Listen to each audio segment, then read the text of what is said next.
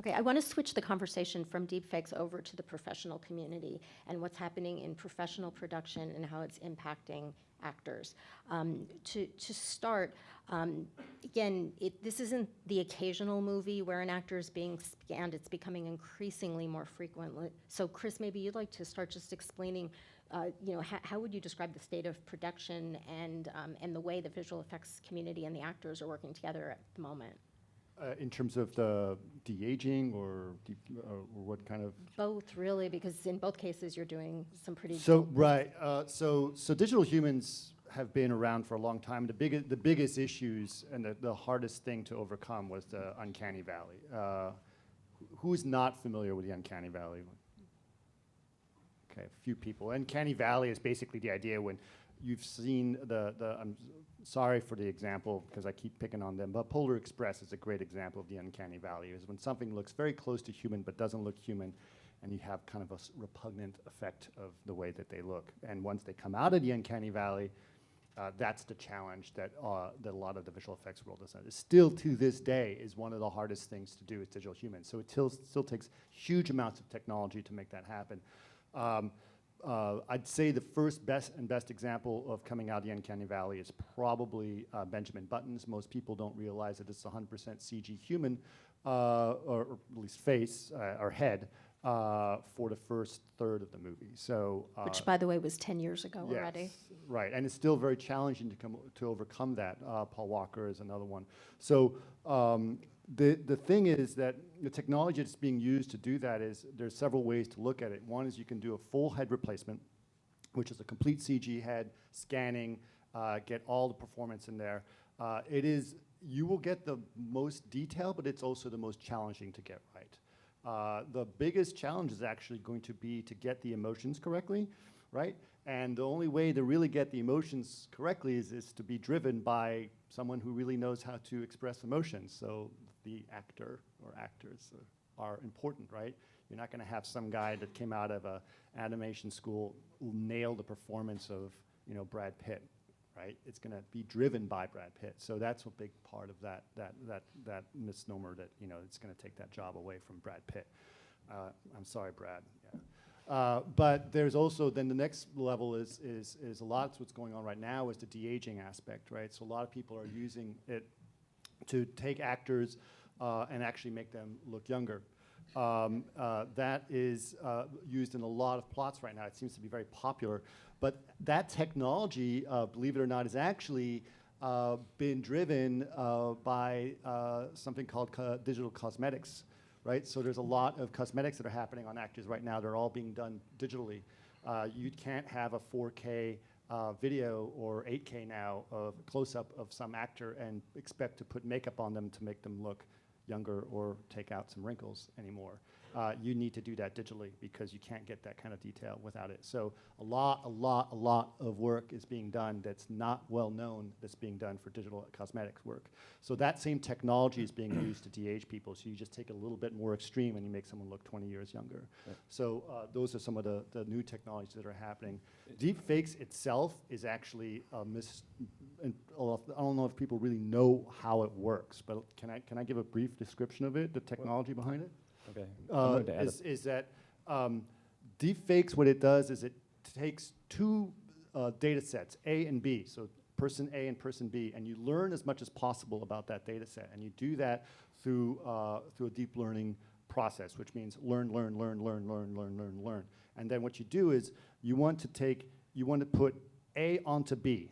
And that's literally the problem you're trying to solve. And so what you do is you take the features of A and you put them onto B. So you're not actually putting the face on there. You're morphing the shape of the other person to look like that person.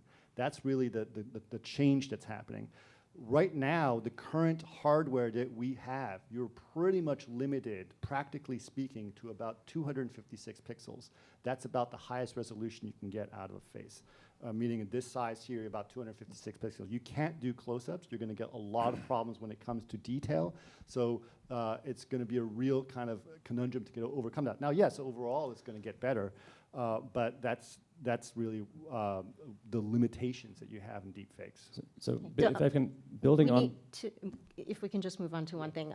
So Duncan, to take this to an extreme, you talked a bit about the impact on actors and how you're talking about the scanning, but would you take it a step further and talk about things like estate planning? Because Robin Williams, for example, wrote into his estate how his likeness could and could not be used, but that's a slippery slope, and I did want to get to that.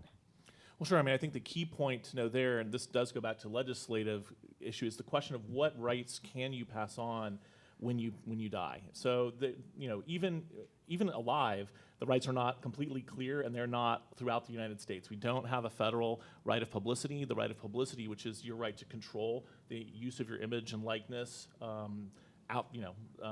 in any kind of use that's not subject to a contract, that is present in about a little bit more than half of the states in the United States.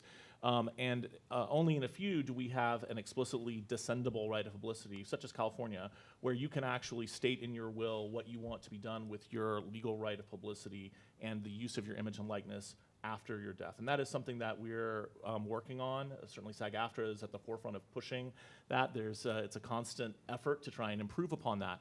In terms of things like movies, like clips from your movies and things like that, as a performer, if you're working in a union movie, you do have a right. You have a right, and this right carries over to your heirs to have authorization for the reuse of any clips from a movie, things like that. So if it's something that comes from a movie, a television project, something that you've done under a collective bargaining agreement, you have consent rights for reuse. If it's just your image, like a still photo of you that was taken that's going to then be used through technology to create a new performance, that really is dependent on the law, and it's something that's in development. So it is an area of real concern and something that any performer should really be paying attention to. Because it can have a big impact on whether you can control what happens with your image and likeness both during your life and after your death.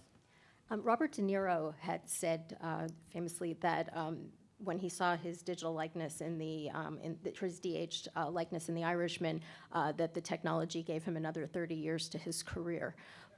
But it also meant that where you might typically have hired a younger actor to play his character in the earlier years, that person didn't get that opportunity. So I'd like to throw out to the group, on the professional side, what are the advantages that you have with this technology, and what are some of the pitfalls that actors need to be paying attention to? Well, I'd like to speak to a third part of capture, and that's volumetric video, and that's a section that's going to have a lot of opportunities for actors. There's going to be some risks involved, but it's already a billion-dollar industry, and it's only going to grow and get bigger. And that's the volumetric photoreal capture of an actor.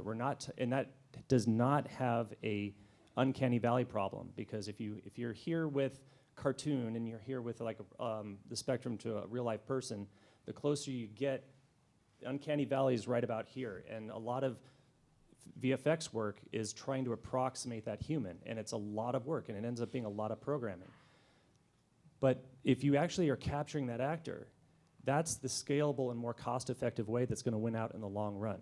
It's going to the costs of being able to get for a performance to be captured and all that software to be processed and put into film.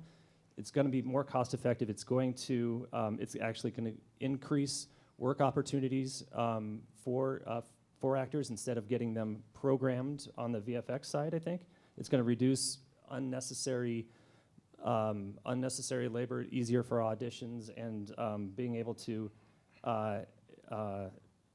you can actually preserve your performance in a moment in time to be able to use in any sort of three-dimensional way. Can I ask you, why would an actor go to an audition with Martin Scorsese and send his CGI version of himself to that audition? If it was Scorsese, I'd love to go in person. But for all the 99% of other auditions that everyone has to do, wouldn't you want a scalable way to avoid having to schlep from Burbank to Orange County, then to Malibu? So if you want to be able to now, for a casting director to see what somebody looks like in full body size and be able to walk around them with your phone in AR, that's possible now. Oh, Other but you're thoughts not- on you're- the impact? You're not eliciting a performance, are you? Like, I can't have you read the lines of the script. It's not a real, that would not be a real-time example. Well, that's generally what auditions are. Or if you need to send something, something recorded ahead of time. Carolyn, to address your issue about the question of what does it mean to the longevity of the actor and the opportunities of not having another actor take over that role that plays the younger self. I'll flip that. How many movies have you seen recently with an all-ensemble female cast in their 40s? There's a lot more of those right now, and that was an opportunity that was not necessarily given to them 30, 40 years ago, because an actress's lifespan would generally start to fall short of about 35 years. And so now you're starting to see a lot more actresses that are doing work that is happening much more in a time of their lives that normally is not given that opportunity. And I'll tell you what, it's really helping them, and they really like the fact that they basically have extended their careers because of things like digital cosmetics. I'm using that example specifically because it's something I'm a little bit close to, but I think that de-aging is an interesting idea that it basically, right now it seems to be the hot topic, right? There's a lot of movies out there that seems to be going back to people's past and making younger versions of themselves. So I think it's basically enabling a new kind of storytelling more than it is taking away other opportunities.